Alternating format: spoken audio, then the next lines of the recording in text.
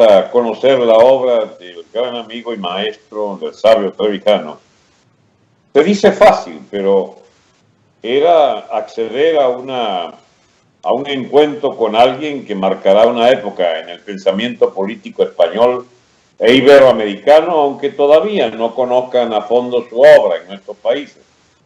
Pero, como él siempre decía, las ideas vienen de la acción, de los hechos. Sin duda.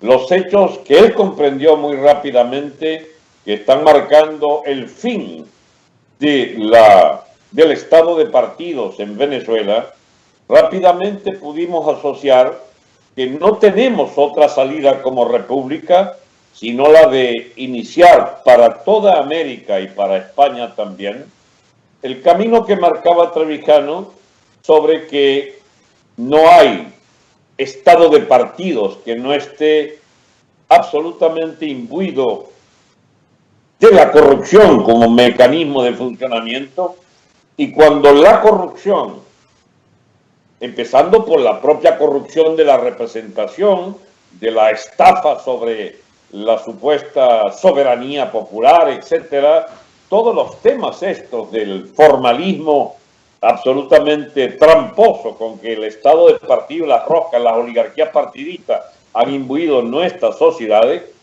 que una vez que se agotara este mecanismo del estado de partido para seguir dirigiendo o pretendiendo dirigir nuestras naciones, una vez que nos han llevado al desastre que significó la putrefacción, la degeneración absoluta del estado de partido bajo la fórmula de estado de partido único casi, por cuanto el chavismo se abrogó todas y cada una de las atribuciones de todas las oligarquías partidistas y les obligó a todas a medrar solamente las migajas de lo que ellos resolvían asignarles como cuota de complicidades.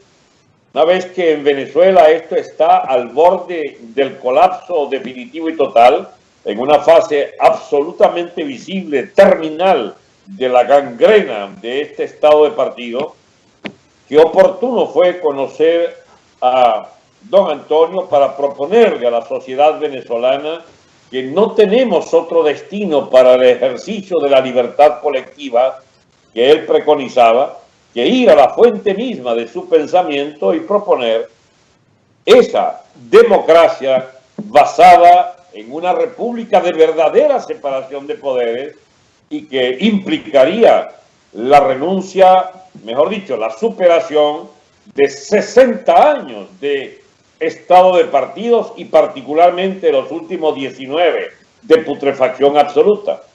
¿Y qué queda de los países que, habiendo superado los más nefastos de los populismos en los últimos años de la escuela del llamado socialismo del siglo XXI chavista, financiado con el petróleo venezolano, qué queda para excrescencias absolutamente putrefactas como Podemos de España, sino presenciar que la fortaleza del pensamiento de Trevijano va a permitirnos colocar a cada quien en su lugar y proponer a países que dan tumbos, igual que nosotros ya dimos todo lo que había que dar en la oligarquía de partido, sencillamente escojamos la vía de una reconstrucción de la república basándonos en la estricta separación de poderes y el ejercicio pleno de la libertad política, arrinconando, execrando las oligarquías partidistas, el modo de elección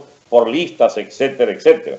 Todo lo que conlleva la teoría pura de la república que heredamos de Trevijano. Entonces, la herencia de Trevijano es mucho más que para España, es universal en realidad.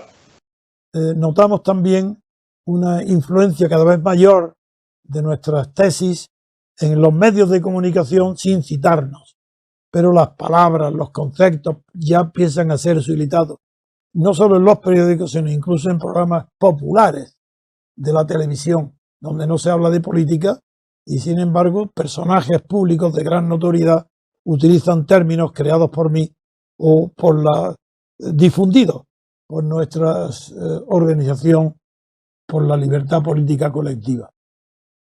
Eso pero sí quería que contigo supieras, uno, la emoción que produce en España, al menos en los sectores que yo trato, el hecho de que sean españoles los que han imbuido los principios teóricos que inspiran a ti tu acción política. Segundo, que sea el movimiento de ciudadanos nuestro, el español, el que se ha constituido también bajo forma venezolana en Venezuela, y que sea hoy el líder de la dirección política futura de Venezuela, en el sentido de que ha introducido el término abstencionario porque ha sido muy anterior a esa huida masiva de los venezolanos de las urnas, mucho antes de que se produjese el fenómeno.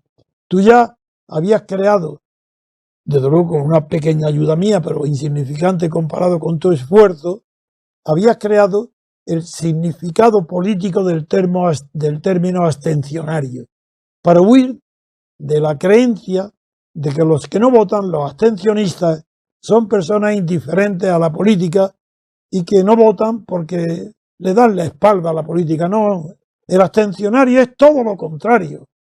El abstencionario es aquel que incluso nosotros, lo sabes tú cuando estuviste en España y ahora lo recuerdo, que estamos preparándonos para que en las próximas elecciones no sean 10 o 12 o una veintena de ciudadanos españoles pertenecientes a nuestro movimiento que se presentan en las mesas electorales, saludan con cortesía a la presidencia y piden las papeletas para romperlas y no meterlas en las urnas, filmado todo por equipos privados de televisión. Eso es el movimiento que estamos preparando para que en lugar de ser decenas, fueran centenares o miles de españoles los que rompan en las urnas las papeletas, como prueba de que nadie hay tan preocupado del porvenir político de España como el MCRC, como los socios de nuestro movimiento por la libertad política colectiva. Pero eso es un asunto importante, pero no el definitivo. El definitivo es que todos los análisis políticos que he hecho yo en concreto, se han cumplido al pie de la letra en España. Y se están cumpliendo también en Venezuela, con tu ayuda. Porque cuando estuvimos juntos, pudiste comprobar cómo sin información precisa y desde una situación lejana, yo tenía la misma análisis político de Venezuela que el tuyo.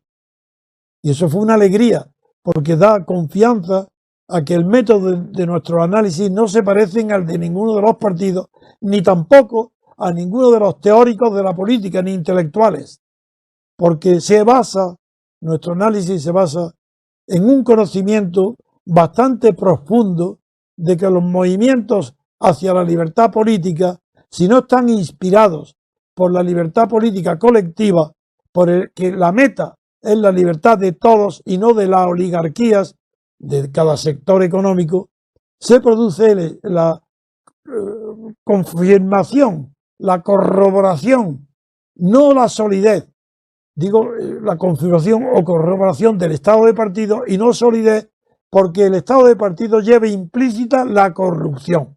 Por ejemplo, hoy viene un artículo, como siempre, en un periódico español, donde está hablando de la transición en América Latina.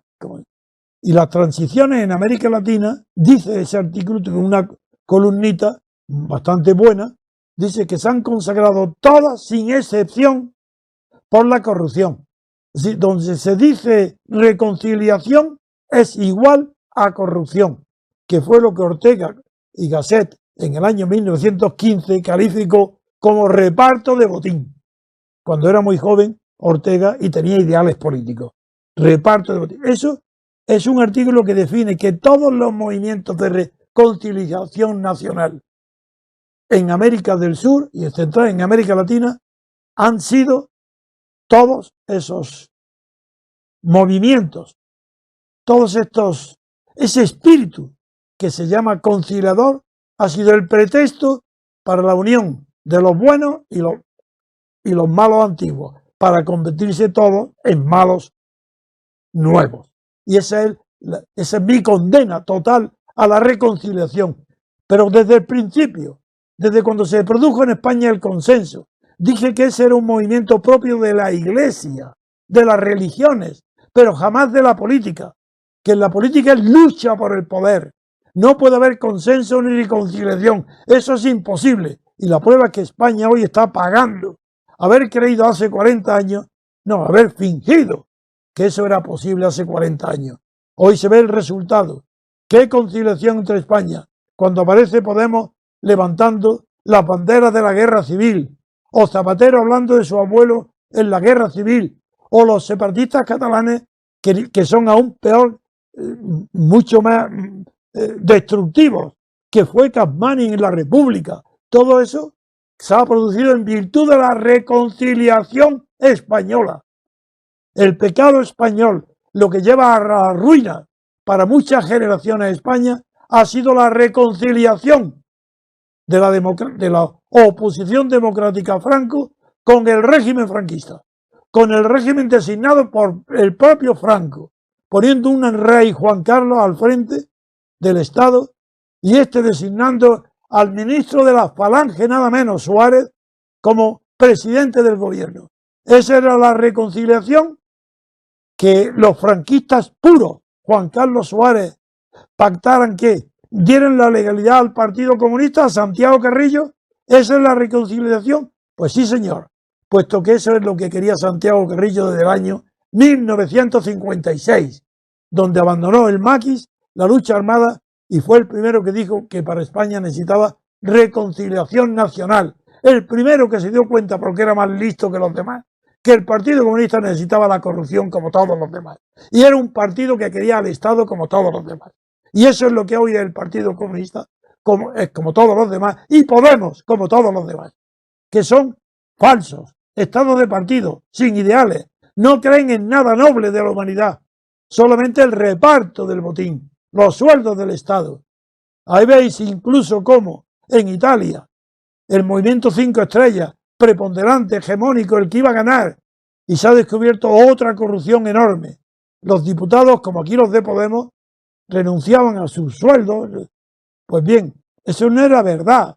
Lo hacían, repetían las donaciones del sueldo con facturas falsas. Ese escándalo en Italia. ¿Por qué? Porque no hay nadie dentro del Estado de partido que se pueda salir de la corrupción del Estado de partido. Esa es mi conclusión. Y eso es lo que aplico a Venezuela. Y lo que espero de ti, Alberto, y de todos tus compañeros que te están ayudando y que están luchando de una manera tan heroica con el periódico clandestino, distribuyéndolo con riesgo de su vida y de la libertad y de la cárcel. Todo eso es un honor inmenso para el movimiento ciudadano español, por una libertad política colectiva. Todo eso le estamos ayudando a la financiación con todos nuestros medios y seguiremos hasta el final, hasta que se derrote en Venezuela el chavismo, no Maduro. Maduro es un pelele, es un payaso, es un gorila. Chávez por lo menos parecía un poco más inteligente.